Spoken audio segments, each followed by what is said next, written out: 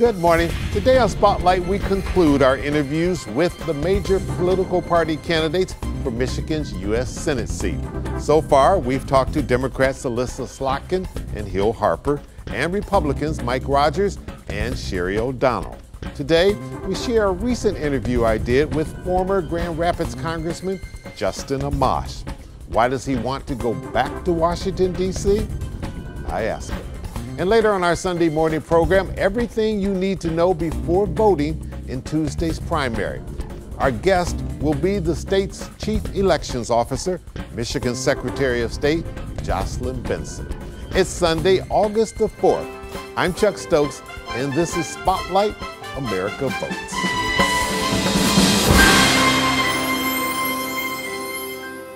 Representative Jocelyn Amash, thanks for joining us over there in Grand Rapids.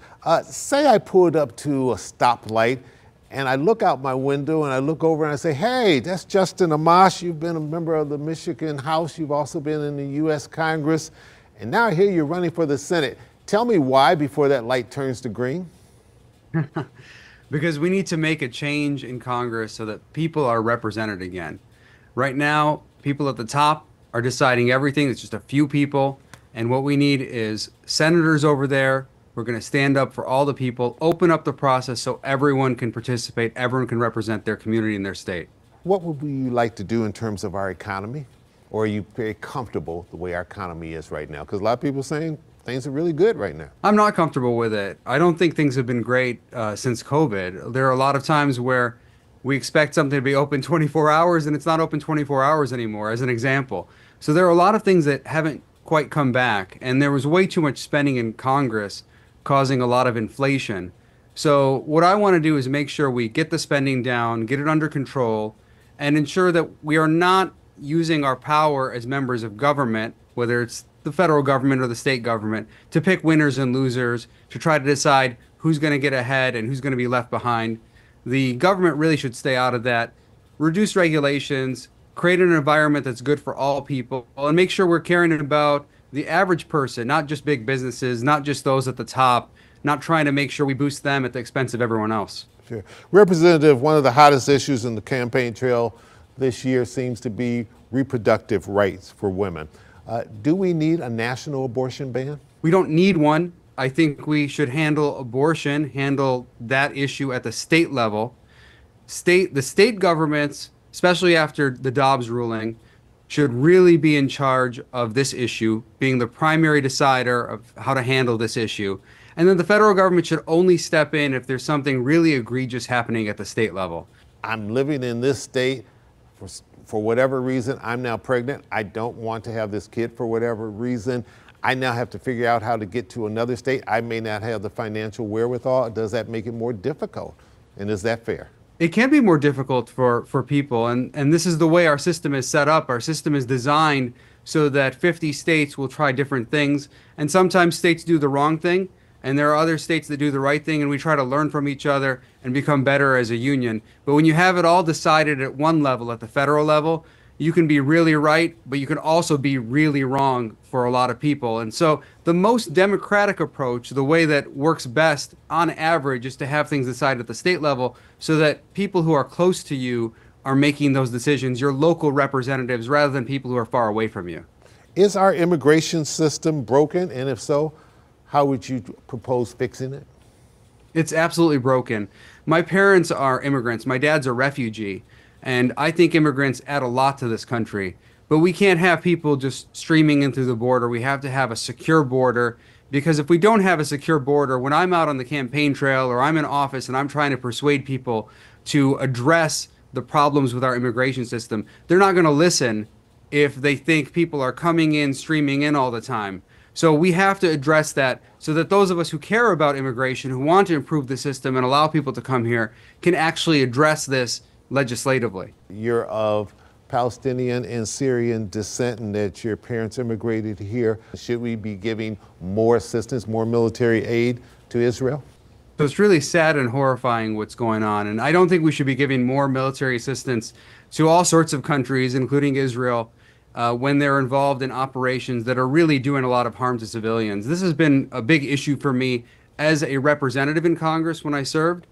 that I don't want our money being spent, our weapons being used to harm civilians around the world, whether it's the United States doing it or other countries doing it.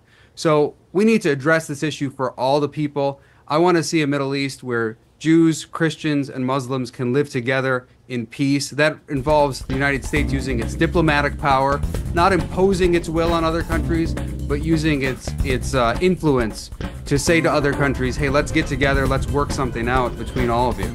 All right, we need to take a quick little break. We'll hurry right back with more questions to Representative Jocelyn Amash over in Grand Rapids. Stay with us.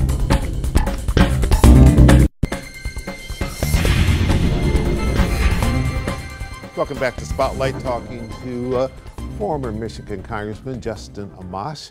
He is now a candidate for the U.S. Senate. He would also be representing the state of Michigan. Before we leave foreign affairs, Ukraine, your position on Ukraine and whether or not the United States should continue supporting them in this war? I'm totally against Russia invading Ukraine. I think the Ukrainian people have the right to defend themselves. I also think the United States has spent so much money on that war, and we're not seeming to come to any sort of resolution. Things seem to be getting worse all the time. So we need to rethink this policy. I don't think we should be sending endless funds over to Ukraine.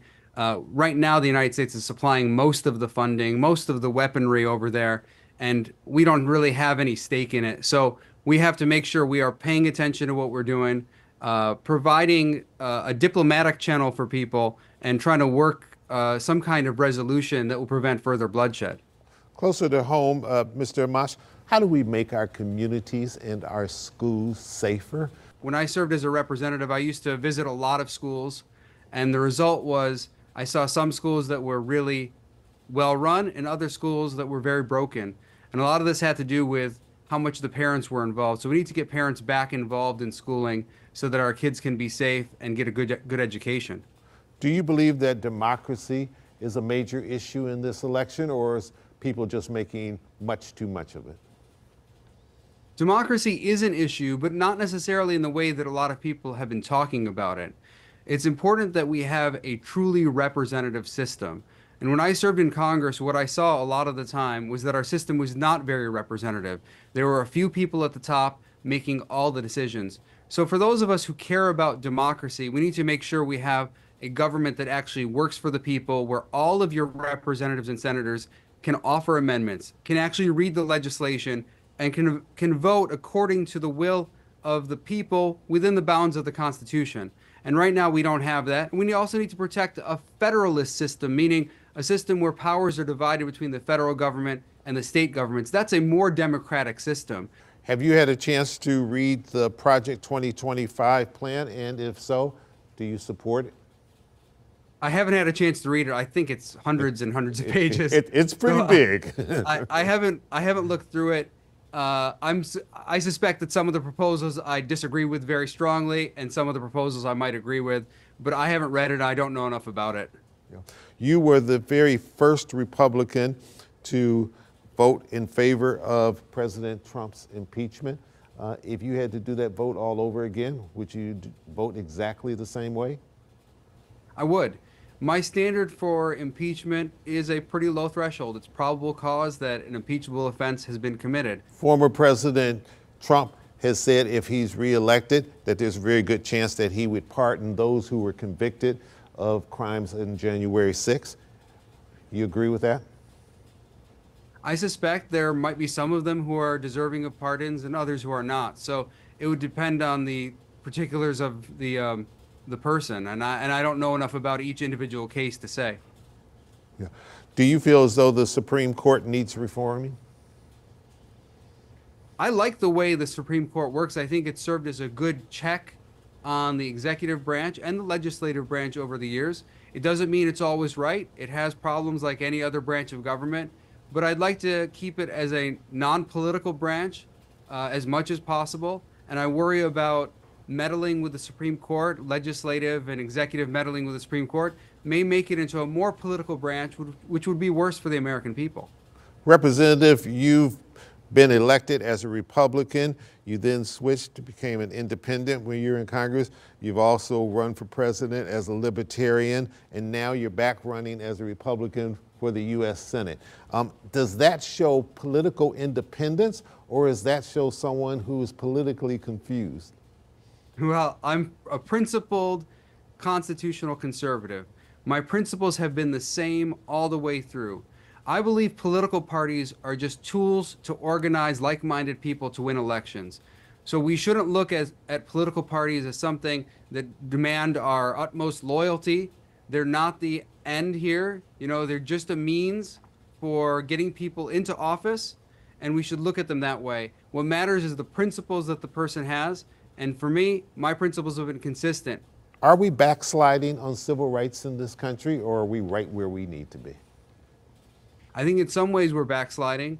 I look at a lot of the things that I dealt with as a member of Congress, surveillance issues, Fourth Amendment issues generally, privacy, abuses sometimes by the police. We need to make sure that we are addressing these issues. There are things like qualified immunity, which I've introduced legislation to eliminate, because I think it is very harmful to the people when government officials have a special protection on top of the normal constitutional protections. I'm against civil asset forfeiture, which is something that Republicans and Democrats have pushed for. I'm against that. I think that we shouldn't be taking people's property without due process and without a conviction. So there are lots of ways in which we are going backwards, but there are a lot of ways in which our rights are very well protected in this country, and we have to be thankful for that. 10 seconds left. Can you win this Michigan primary race without the support of Donald J. Trump? Absolutely. And we're going to win this race. We are campaigning to the people. For Republicans in this race, I'm far and away the most constitutionally and fiscally conservative person running in this race. But I'm also the only Republican candidate who can win this race in the general election. I have a lot of crossover support. I'm supported by independents, many Democrats, including progressives, and there's a large Arab American community in this state that I think will come over and support me in this primary election and in this general election. So I think we are in good shape. We can win this race. We just need everyone to get out and vote on August 6th. Representative Amash, thanks so much for joining us today over in Grand Rapids. Good luck on the campaign trail. Thanks so much. I appreciate it. It's our pleasure. When Spotlight returns, I'll sit down with Michigan Secretary of State, Jocelyn Benson. Stay with us.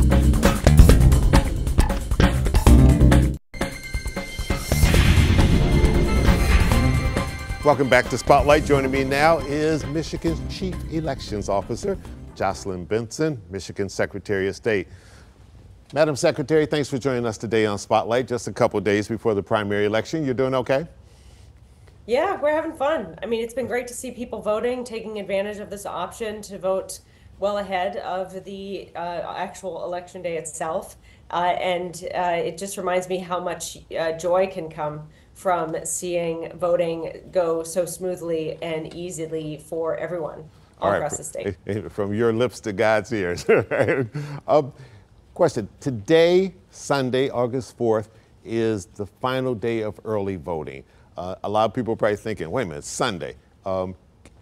Will they be able to have access to be able to go somewhere if they want to do early voting and do it today? How do they do it? Yes. In fact, right now, folks can go to michigan.gov/vote, enter their information, and see an early voting center in their community nearby where they can go and vote today in the August primary. Right now, Tuesday, August 6th, is really the last day you can vote. We have weeks ahead of time where you can vote by mail or return your ballot at a drop box. Now we have 9 days of voting in person leading up to every statewide election. So that means today, just as if it were election day itself, you can go get your ballot, put it through the machine, and do your civic duty and be on with your day. And when election day comes around, you won't have to worry about anything because you'll have already voted. And we try to meet people where they are and ensure that whether you want to vote from home or early, the week before the election, or on election day itself, all of those options are at your disposal. You can choose the one that works best for you. Madam Secretary, what do you expect in terms of voter turnout?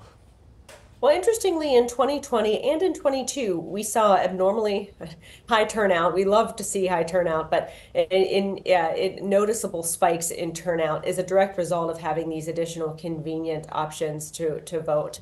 So we're starting to see that again this year. I certainly think we're on track to seeing a high turnout election this November, our presidential general election. But it's still moving pieces, and so people can decide that they want to help us make sure this is a high turnout election by voting today or voting on election day itself. What would you say to someone who's watching this program and say, look, it's summertime, the kids are out of school, I'm busy, I'm just trying to figure out how to keep them busy all day long.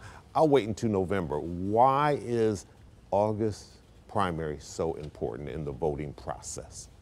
Yeah, we certainly want people to make a plan to vote this November, but don't neglect your duty to vote this August as well. It's an entirely different election where you'll be selecting people who will be on the ballot this November. It's your chance to weigh in on who will serve you, not just in the State House, but also in Congress and in the U.S. Senate. So it's your opportunity to choose who you want on that ballot. And there's a number of other local offices as well that are really important. And in many jurisdictions, there are very highly contested primary races that will come down to just a few votes. And so this is an opportunity for you to weigh in on those races that will significantly impact your life, because these are the folks who are going to be, for example, in Lansing or Washington, D.C., making decisions about your life, your health care, your jobs, your roads, your education system. So make sure you weigh in and send a message to everyone that you're engaged, that you will vote in every election, and that you will hold folks accountable if they don't respond or are responsive to your needs. All right, we need to take a quick little break. We'll hurry right back with more questions to Michigan Secretary of State, Jocelyn Benson. Stay with us.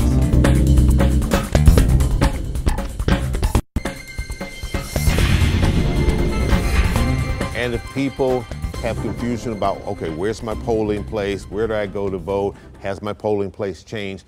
The best place for them to be able to do that is to go to the Secretary of State's website.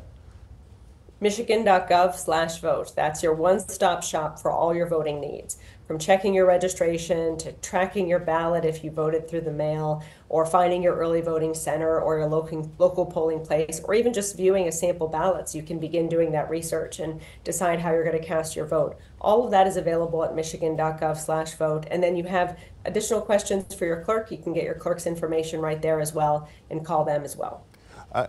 As you're out and about, and I know you crisscross every county in this state, how much do you hear from people in terms of whether or not they feel as though voting is secure? Especially in this time where a lot of people say democracy is on the ballot. I don't trust the people in Lansing. I don't trust the people in Washington.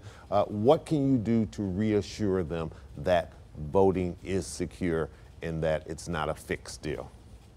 I think it's important for people to ask those questions because we want everyone to have rightly placed faith in our elections, in our processes.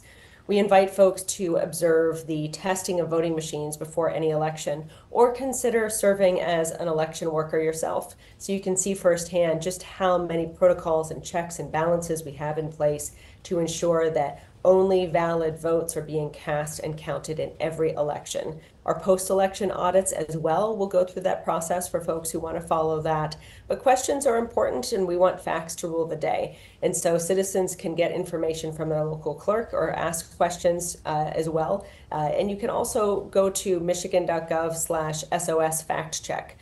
For more information about specific things you may have heard about. What we do, for example, to remove dead people from voter rolls. What we do, for example, to ensure only U.S. citizens are voting. We've long had procedures in place on all those fronts, and even with the increasing noise of this election cycle, we want citizens to be able to cut through that noise, see the truth, and have that rightly placed faith in their voice, their vote, and in our elections. You mentioned earlier this is a presidential election year. Republicans have already had their national convention. Democrats have theirs coming up. As this relates to delegates, tell people, what is it that we as a state have to be concerned with? Are there particular deadlines? Because we know there's a lot lot of checkmating going on. President Biden is no longer going to be on the ballot. It's going to be Vice President Harris. We've got a new running mate on the Republican side in terms of a vice presidential, running with former President Trump. And we're still waiting, as of this recording, to find out who Vice President Harris is going to pick as her running mate. So how does this affect the delegates? Well, every political party has their own way of selecting their nominee. And at the Department of State, we simply just take the party's nominee and put them on the ballot as after the nominee goes through their own process with their respective political party. So after the Democratic convention in August, the state will get information about the person who is nominated through the delegate process, and that person's name will be on the ballot. So there's really no change or shifting that's occurred as a result of the President Biden's decision to not seek re-election and his endorsement of the vice president to be the party's nominee. That should continue to go smoothly, and we have, again, processes in place oftentimes to ensure all of these types of variables don't stand in the way of enabling citizens to cast their vote in furtherance of their candidate of choice. And as always, if people do have questions about that, we outline those processes as well at michigan.gov/vote, so people can read through how the parties nominate and how names actually do get on the ballot. All right, and let me give you a hypothetical that you may or may not want to answer. Say Governor Whitmer gets picked as the running mate for Vice President Harris. What becomes the process then here in Michigan? You know, it would be a wonderful thing if we had the governor of Michigan serving as the president or vice president of the United States of America. That's only going to be great for Michigan. And so we're all, the governor has been such a great friend for years now, and a trusted partner as we've overseen various different challenges in the state together. And I really believe in her leadership and the work she's done for the state of Michigan. So I hope we continue to see her star ascend, and then we'll see, were she to leave before the end of her term, the lieutenant governor then ascends as well to the gubernatorial position, and then in my office I become both the lieutenant governor and the secretary of state. She's an important voice for our party, important voice in our state. And I've seen firsthand, working alongside her for the last several years, just how great of a person she is in making sure and caring about everyone in our state. Madam Secretary, thanks for joining us today on Spotlight. Always good talking to you. Good luck on Election Day. And thanks to Representative Amash for joining us the other day for his interview. You can find all of the U.S. Senate candidate interviews on WXYZ.com under Spotlight on the News and America Votes. And remember, the polls are open from 7 a.m. until 8 p.m. August 6th. Do your duty and go vote. I'm Chuck Stokes. Have a great week.